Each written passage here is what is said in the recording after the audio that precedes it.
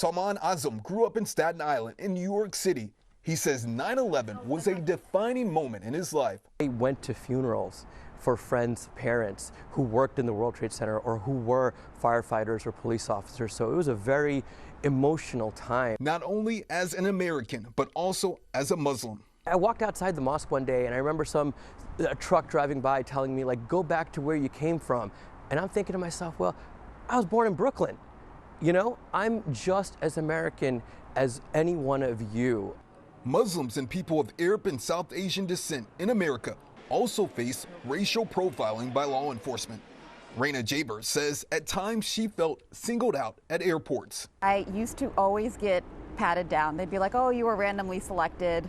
I would also be randomly selected while I'm waiting to get on the plane. An ABC News review of FBI hate crime data from the past 2 decades found that the number of anti-Muslim incidents spiked nationwide following September 11th, and they have never returned to pre-2001 levels. CARE Chicago Executive Director Ahmed Rahab believes there has been some progress in raising awareness about Islamophobia since 9/11.